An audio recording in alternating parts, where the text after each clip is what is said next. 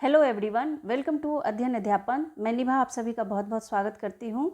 तो फ्रेंड्स, कैसा गया आप लोगों का पेपर? उम्मीद करती हूँ कि आप लोगों का पेपर अच्छा गया होगा। तो हम लोग पेपर 2 सामाजिक अध्ययन को उसके आंसर को हम लोग सॉल्व करेंगे और देखेंगे कि कौन सा क्वेश्चन का कौन सा आंसर होगा। तो मैं यहाँ पर सिर्फ आपको आंसर बताऊंगी। तो चलिए शुरू करते हैं 91 क्वेश्चन से।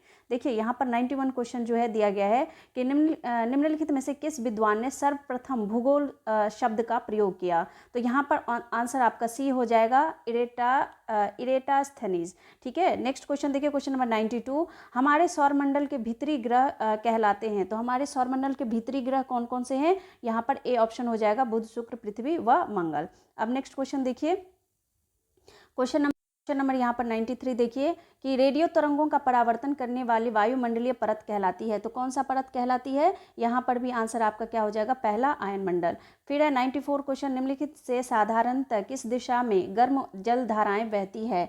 तो यहाँ पर 94 का जो आंसर होगा आपका वो होगा आपका कौन सा? बी, भूमध्य रेखा से ध्रुवों की ओर। नेक्स्ट क्वेश्चन की तरफ बढ़ते हैं। क्वेश्चन नंबर 95 देखिए, क्वेश्चन नंबर 95 कह रहा है कि निम्न में से कौन ठंडी समुद्री जलधारा नहीं है? नहीं पूछा था यहाँ पर। तो 95 का आंसर होगा आपका बी, क्यूरोसियो धारा जो है वो ठंडी जलधारा नहीं है। नेक्स्ट क्वेश्चन देखिए, क्वेश्चन नंबर आपका है 96। तो 96 में आंसर पूछ रहा है कि आइसो हेलाइन निम्नलिखित में से किसको दिखाती है? तो यहाँ पर जो आपका 96 है इसका आंसर आएगा आपका सी, यानी कि लवणता को यहाँ पर सी ऑप्शन आपका सही होगा। नेक्स्ट क्वेश्चन की तरफ बढ़ते हैं। क्वेश्चन नंबर आपका 97 दिया गया है यहाँ पर कि निम्नलिखित में से कौन सा कथन खनिजों के संदर्भ में सही नहीं है? तो देखिए यहाँ पर जो 97 का आंसर है वो होगा आपका कौन सा? डी, कि सभी खनिज अधात्विक होते हैं। नेक्स्ट क्वेश्चन देखिए यहाँ पर, क्वेश्चन नंबर 98 में बोला जा रहा है कि अधिकांश दुर्गम क्षेत्रों में और आपदाओं के समय लोगों को बचाने और भोजन, जल, कपड़े एवं दवाओं को वितरित करने के लिए यातायात का कौन सा साधन बेहद उपयोगी है? तो देखिए दुर्गम क्षेत्रों की जब बात होती है यहाँ पर, तो यहाँ पर 98 का आंसर आपका कौन सा होगा? वायु मार्ग से ही सबसे ज़्यादा ये साधन जो है बेहद उपयोगी होता है और आसान भी होता है। नेक्स्ट क्वेश्चन देखिए, क्वेश्चन नंबर 99 राष्ट्रीय पाठ्यचर्या की रूपरेखा एनसीएफ 2005 की संस्तुति के अनुसार बच्चों का विद्यालय जीवन निम्नलिखित में से किसके साथ जुड़ना चाहिए? तो देखिए 91 का क्वेश्चन बहुत ही ज़्यादा इंपॉर्टेंट क्वेश्चन, यहाँ पर बहुत ही अच्छा क्वेश्चन पूछा गया था, विद्यालय का बाह्य वातावरण। नेक्स्ट क्वेश्चन देखिए, क्वेश्चन नंबर 100 यहाँ पर पूछा जा रहा है कि कारखाना विषय को पढ़ाने के लिए सबसे उपयोगी विधि कौन सी हो सकती है? तो यहाँ पर आप 100 नंबर के क्वेश्चन का आंसर लगाएंगे सी, की किसी औद्योगिक कारखानों की यात्रा आयोजित करना। नेक्स्ट क्वेश्चन की तरफ बढ़ते हैं। क्वेश्चन नंबर 101 की तरफ देखें तो यहाँ पर दिया गया है कि सांस्कृतिक, सामाजिक और वर्ग विभेद कक्षीय संदर्भ में अपने पक्षपात, पूर्वाग्रहों और अभिवृत्तियों को उत्पन्न करते हैं, अतः शिक्षण का उपागम होना चाहिए। कौन सा होना चाहिए? तो 101 का आंसर होगा आपका क्या? चर्चा उन्मुखी होना चाहिए। उसके बाद नेक्स्ट क्वेश्चन की तरफ बढ़ें तो देखिए 102 क्वेश्चन पर पूछा जा रहा है कि प्रारंभिक स्तर पर इतिहास शिक्षण का सबसे महत्वपूर्ण और प्रभावी तरीका क्या है? तो यहाँ पर 102 का जो आंसर लगाएंगे आप लगाएंगे सी, व्याख्यान विधि। वैसे चर्चा विधि भी हो सकती है, लेकिन यहाँ पर महत्वपूर्ण और प्रभावी तरीका क्या है? व्याख्यान विधि हो सकता है। तो नेक्स्ट क्वेश्चन देखिए, क्वेश्चन नंबर 103 को देखें तो यहाँ पर आप कक्षा क्या दिया है? आप कक्षा 8th में विद्यार्थियों को विविधता में एकता पढ़ा रहे हैं। आप विद्यार्थियों को प्रभावी तरीके से अवधारणा समझाने के लिए निम्नलिखित में से किस गतिविधि को करेंगे? तो यहाँ पर 103 का आंसर आपका होगा बी, कि हमारे देश के नृत्य के विभिन्न प्रकारों पर फीचर प्रस्तुत करना और उनमें निहित समानताओं तथा अंतरों का क्या करेंगे? मूल्यांकन करना। नेक्स्ट क्वेश्चन की तरफ बढ़ें। 104 नंबर के क्वेश्चन को देखिए कि निम्नलिखित में से कौन सा मानचित्र कौशल का प्रकार नहीं है? तो यहाँ पर 104 का जो आंसर आएगा वो आएगा आपका सी, की जनसंख्या का ज्ञान। यहाँ पर 105 की तरफ अगर बढ़ें तो देखिए कि निम्नांकित में कौन सा सामाजिक विज्ञान के शिक्षण का लक्ष्य नहीं है? तो यहाँ पर 105 का जो आंसर आएगा वो आएगा आपका कौन सा? ए, वैज्ञानिक दृष्टिकोण का विकास। नेक्स्ट क्वेश्चन देखिए, क्वेश्चन नंबर 106 दिया गया है कि शिक्षण की 106 में बोला जा रहा है कि 106 में बोला जा रहा है कि शिक्षण की समस्या समाधान विधि के संबंध में निम्नांकित में से कौन सा कथन सत्य है। सत्य है बताना है यहाँ पर, तो 106 का हो जाएगा आपका कौन सा, 106 का ए होगा कि यह शिक्षक केंद्रित विधि है। यहाँ पर शिक्षण की समस्या समाधान विधि के संबंध में निम्नांकित में से कौन सा कथन सत्य है, तो यहाँ पर ए आंसर होगा। नेक्स्ट क्वेश्चन की तरफ बढ़ते हैं। क्वेश्चन नंबर आपका 107 पे चलें। तो यहाँ पर जो दिया गया है वो ललित विस्तार नामक ग्रंथ बौद्ध धर्म की किस शाखा से संबंधित है, तो यहाँ पर आंसर आएगा आपका 107 का कौन सा आएगा, A answer, Mahayana. Next question की तरफ बढ़ें तो क्वेश्चन नंबर 108 दिया गया है कि सूत पीटक के निम्नांकित किस निकाय में जातक कथाएं मिलती है, तो 108 का आंसर क्या होना चाहिए, डी होगा, यानी खुद्दक निकाय।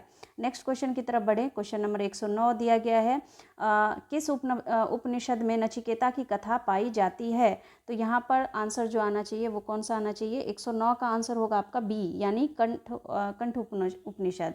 नेक्स्ट देखिए क्वेश्चन नंबर 109 110 देखेंगे।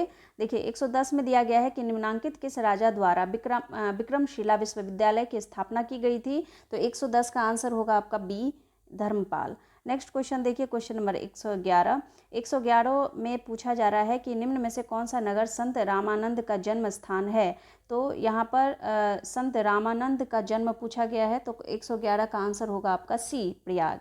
नेक्स्ट क्वेश्चन देखिए क्वेश्चन नंबर 112 की तरफ बढ़ें तो यहाँ पर पूछा गया है कि सल्तनत काल में कौन सा विभाग धार्मिक मामलों, पवित्र संस्थाओं तथा योग्य विद्वानों और धर्मपरायण पुरुषों को वृत्ति प्रदान करने का कार्य करता था, तो 112 का आंसर होगा आपका सी, दीवाने रिसालत। नेक्स्ट क्वेश्चन देखिए क्वेश्चन नंबर 113 दिया गया है कि निम्नांकित किस वर्ष में अकबर ने 10 साला राजस्व व्यवस्था को लागू किया था, तो यहाँ पर 113 का आंसर होगा आपका सी, 1580 ईस्वी।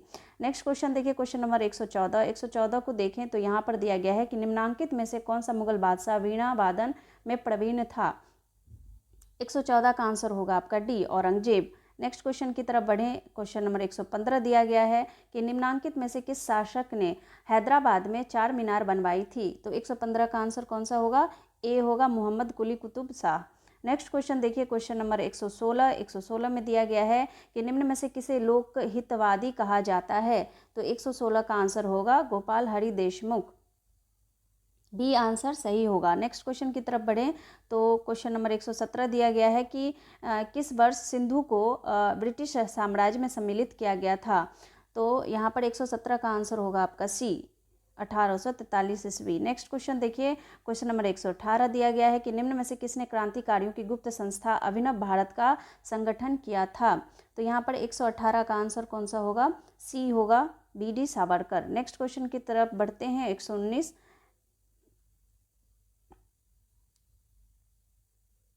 तो यहाँ पर आप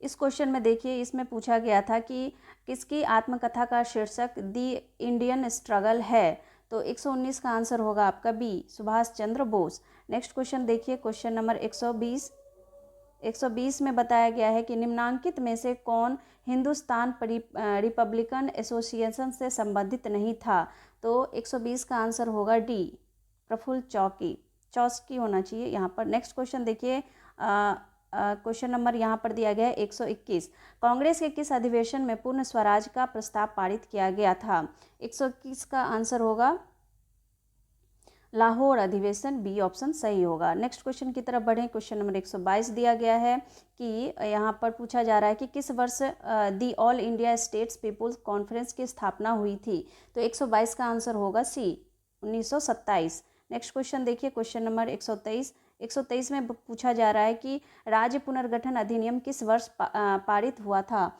तो 123 का आंसर होगा आपका कौन सा, सी ऑप्शन, 1956।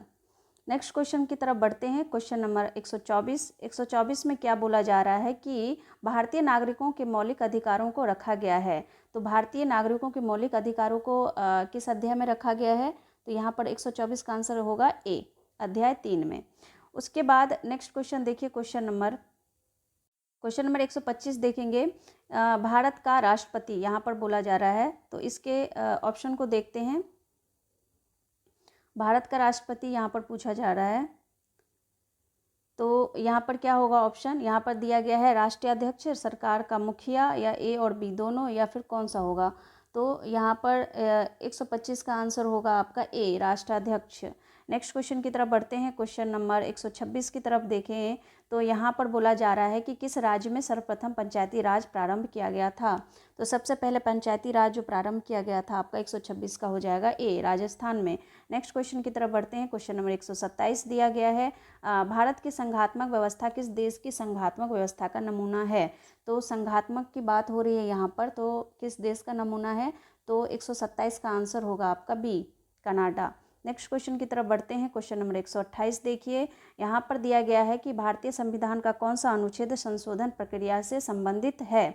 तो 128 का आंसर क्या आना चाहिए, यहाँ पर आंसर आना चाहिए सी, अनुच्छेद 368। नेक्स्ट क्वेश्चन की तरफ बढ़ें। क्वेश्चन नंबर 129 यहाँ पर बोला जा रहा है कि संसदात्मक शासन व्यवस्था में वास्तविक कार्यपालिका शक्तियां निहित है।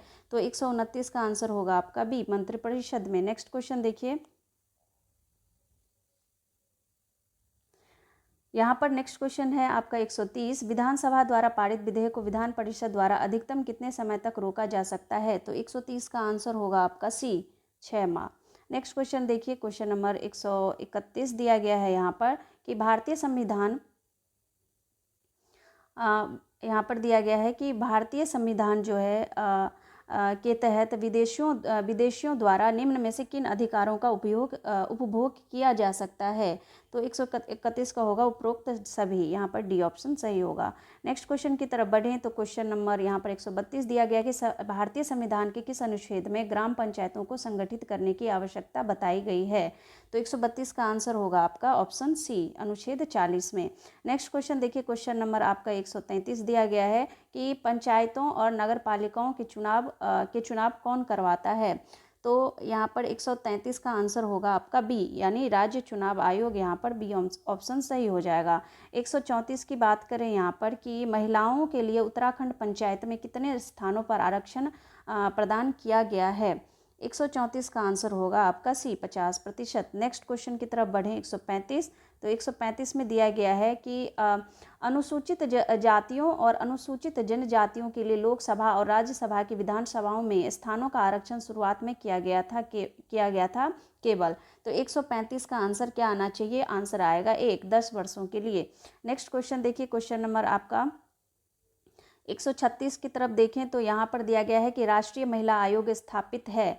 तो 136 का आंसर होगा आपका बी आंसर होगा यहाँ पर। 137 में देखें तो 137 का क्वेश्चन जो है पूछा गया है, 137 में पूछें, यहाँ पर 136 का होगा कौन सा, बी ऑप्शन होगा। और 137 का आंसर जो है, भारत के राष्ट्रपति द्वारा राज्यसभा में कितने सदस्यों को मनोनीत किया जाता है। तो यहाँ पर ऑप्शन कितने हो जाएंगे, बी। नेक्स्ट क्वेश्चन की तरफ बढ़िए, यहाँ पर 138 नंबर के क्वेश्चन को देखें कि इंदिरा साहनी मुकदमा यानी 1992 में जो हुआ था उससे संबंधित है। तो किससे संबंधित है, यहाँ पर 138 का आंसर आप डी बताएंगे, उपरोक्त में से किसी से नहीं। नेक्स्ट क्वेश्चन देखिए 139 में बोला जा रहा है कि सामाजिक विज्ञान का मुख्य अवयव क्या है। 139 का आंसर होगा आपका डी। नेक्स्ट क्वेश्चन देखिए 140 में नंबर के क्वेश्चन में बोला जा रहा है कि सामाजिक विज्ञान संबंधित है। तो किससे संबंधित है, यहाँ पर सारे ही विषय जो भी हैं उस उपरोक्त सभी आएगा। नेक्स्ट क्वेश्चन की तरफ बढ़ें तो 141 निम्नलिखित में से किस राज्य में लोकतक झील है। तो लोकतक झील कहाँ पर स्थित है। तो 141 का होगा आपका Manipur, A option. Next question देखिए, क्वेश्चन नंबर 142 का आंसर यहाँ पर बोला जा रहा है कि निम्न में से कौन सुमेलित नहीं है। तो यहाँ पर सी जो ऑप्शन है वो सुमेलित नहीं है, तो यहाँ पर सी आंसर सही हो जाएगा। 143 की बात करें तो यहाँ पर दिया गया है कि निम्नलिखित में से किस नदी पर भाखड़ा नागल बांध है। तो यहाँ पर भाखड़ा नागल बांध जो है वो सतलुज नदी पर है, तो यहाँ पर डी ऑप्शन सही होगा। 144 की बात करें तो निम्नलिखित में से कौन सी नदी धुआंधार जलप्रपात बनाती है। तो यहाँ पर 144 का जो आंसर होगा वो होगा आपका कौन सा, नर्मदा, बी ऑप्शन सही हो जाएगा। नेक्स्ट क्वेश्चन की तरफ बढ़ें। 145 में बताया जा रहा है कि निम्नलिखित में से कौन सागर तट भारत के पूर्वी सागर तट का भाग है। तो यहाँ पर 145 का आंसर होगा आपका कोरोमंडल तट, यानी ए ऑप्शन। नेक्स्ट क्वेश्चन देखिए 146 उत्तरी पश्चिमी भारत में शीतकाल में वर्षा का कारण क्या है? तो यहाँ पर 146 में आएगा आपका ऑप्शन ए कि दक्षिणी पश्चिमी मानसून के कारण शीतकाल में उत्तरी पश्चिम भारत में क्या होता है, वर्षा।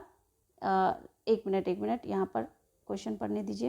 यहाँ पर है कि 146 में आंसर आपका सी होगा, पश्चिमी विक्षोभ के कारण जो है उत्तरी पश्चिमी भारत में शीतकाल में वर्षा का कारण बनती है।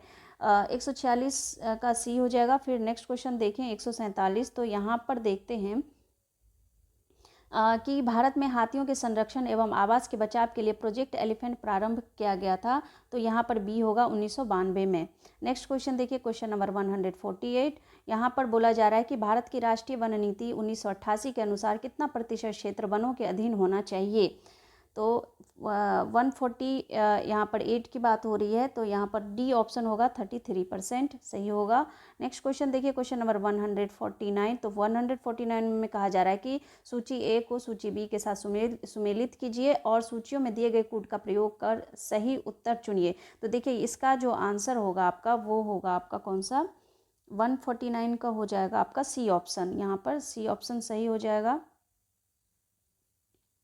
सी ऑप्शन सही होगा। नेक्स्ट क्वेश्चन देखिए, क्वेश्चन नंबर 150। यहाँ पर बोला जा रहा है कि भारत के सिंचित क्षेत्रों में कृषि योग्य भूमि निम्नलिखित में से किस कारण से लवणीय हो रही है? तो 150 का आंसर होगा सी, रासायनिक खादों का प्रयोग करने की वजह से जो है, अत्यधिक प्रयोग करने से जो आपकी कृषि योग्य भूमि है वो लवणीय हो रही है। तो फ्रेंड्स ये थे आपके क्वेश्चन के आंसर, और हो सकता है कि एक दो क्वेश्चन के आंसर में भी मतलब सही ना हो, तो नेक्स्ट वीडियो जब भी होगा तो हो सकता है उसमें करेक्ट कर दिया जाए। वैसे सही बताया है। तो मिलती हूँ आपसे नेक्स्ट वीडियो में। Thank you.